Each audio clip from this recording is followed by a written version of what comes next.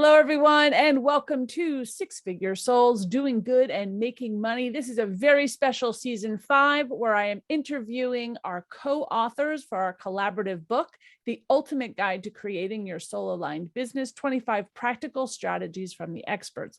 I am your host, Camille Miller, lead author of the book and pioneer for the soul professional movement.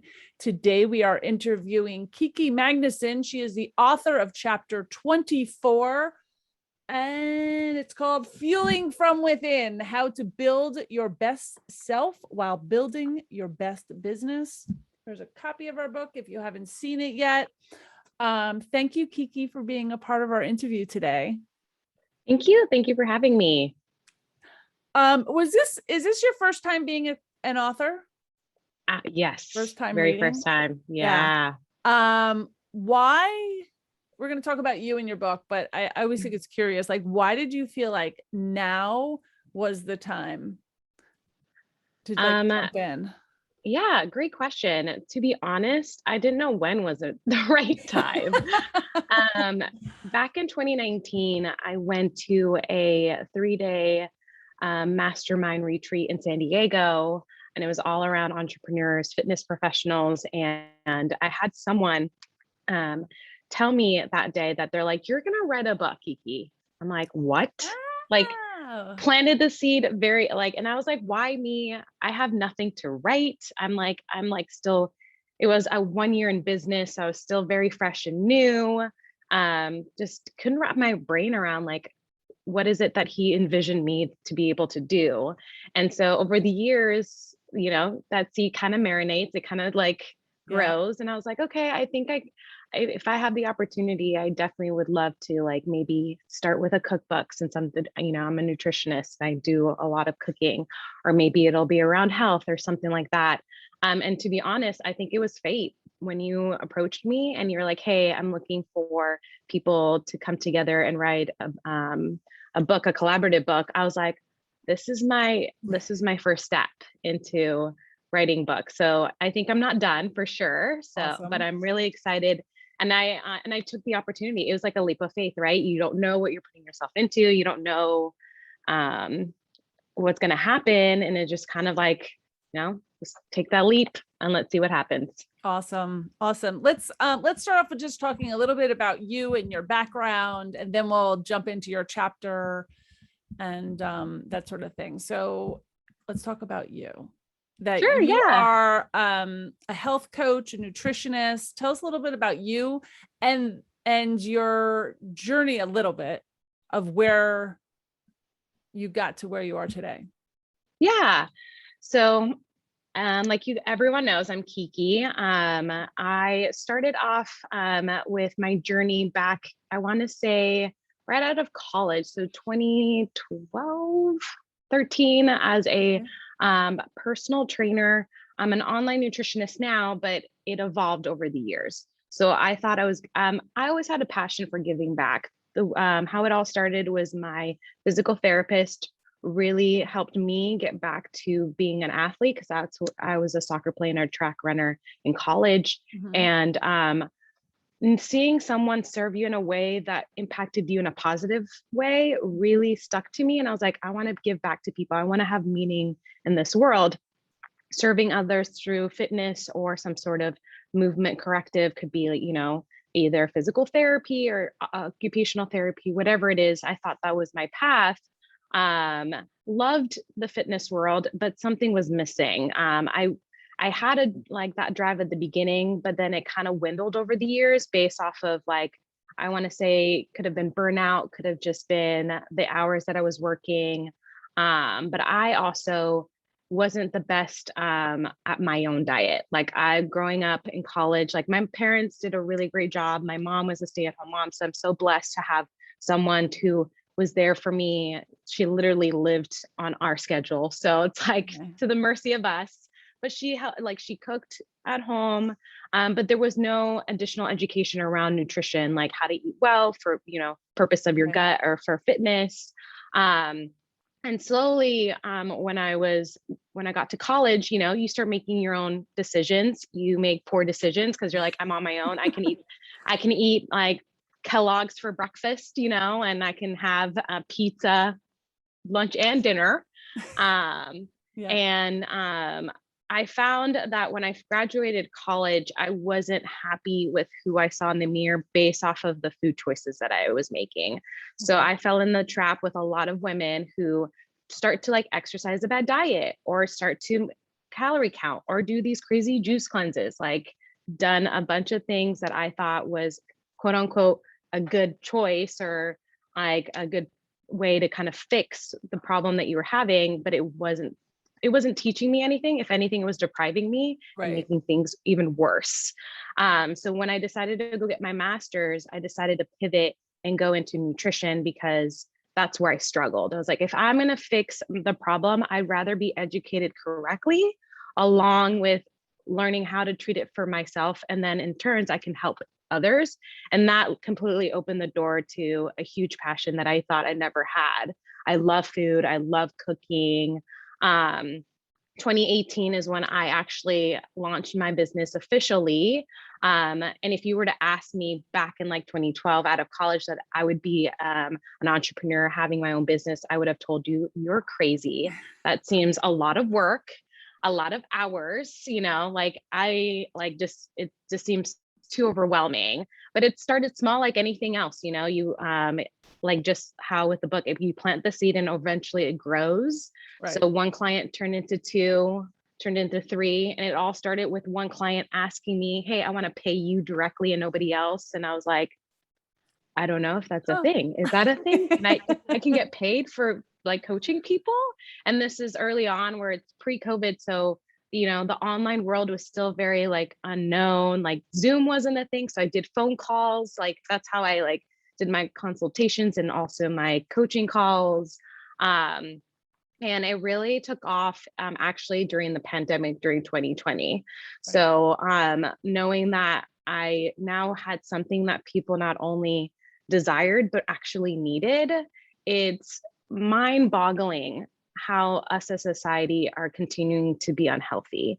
Like just, technology has been a beautiful thing in our world, but it also has that negative flip side where it's too easy to just DoorDash your food or too easy to get, order things or not really go anywhere if you don't want to. Movements become less, people are not getting sunlight, people are stressed out, all the things that we need to actually do to keep us healthy. So it's been quite a blessing to how my business grew over the years and now being an online nutritionist. And with my company called Living Well, the reason why it's called Living Well, and I don't label myself as like weight loss, blah, blah, blah, or, nutrition, is because there's that, I tap into that wellness piece of like every human being needs. So you've got the soul alignment, you've got the mental alignment, and you've got the physical. You need all 3. And I tap into that. So when people come to me, they think that they're just going to lose weight, they're going to eat better, but they start to learn about their mental health. They start to learn about their surroundings and who they associate themselves with when it comes to food, all that stuff. And it's really kind of cool to kind of open people's eyes into those things. And how I stand myself apart compared to other nutritionists. Beautiful. So I want to jump into your chapter a little bit. So, like I said before, Kiki wrote chapter 24 and it's called Fuel from Within, how to build your best self while building your best business. And one of the things I love that you wrote, that a sentence in here says, I didn't realize that owning a business was a lot like losing weight and maintaining it. And I thought, oh my gosh, that's such a great analogy, because you don't know, like all of a sudden you have this business, right? Or you start something and you're like, oh my gosh. And for anyone listening, that is at every stage, because I'm going through it right now. I've created a business and it got away from me. And then like, how do you put procedures and stuff in place? But you went on to say, I think we fail without these things, and we give up because we believe it's no longer working. However, even the smallest change we don't realize can eventually build to something greater. And I love the idea of, it was this in your chapter, you really go through this whole philosophy and putting it, together about what it's like to build your business, and that it wasn't really easy. Yeah, it wasn't. But it's growth. Totally. And it's it's like social media. Everyone's going to post the good times. They're going to post the things that are going well. And even during that first few years when I first started my business, and I talk about that in the chapter, it's like the people that you love the most, like your family, they have the mindset of like, go to college, get a 9-to-5 job, do the things, the American dream. Yeah. And when you step away from the normal and you do the you're the outlier now, then they're looking at you like, are you okay? Do we need to like have an intervention? I'm like, no, I'm fine. I promise. Because it's at the social norm. Yeah. Yeah. That's not what people do. Or go get a real job. Yeah. I would say, yeah. Got that so many times. Like, when are you going to get a real job? I'm like, am I not is this not a real job? Is this a joke to you? Like, yeah. And it's, but that's kind of, but then that's something that in my mind was like, you know what, let's use that as motivation. Let's tap into that even more to where I can build something that I could be like, look what I did. Yeah. And I love in your chapter how you said, hey, it's not easy. If it was easy, everyone would be doing this. Yes. Right. We all as entrepreneurs have those really high highs and those really low lows.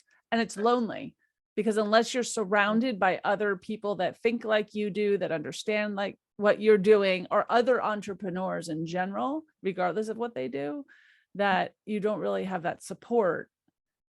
Because everyone's like, well, you're not doing what we're doing. We don't get it. Yeah. Yeah. Yeah. I love the way you talked about it, and law of attraction and who you're attracting and how you're building your client base.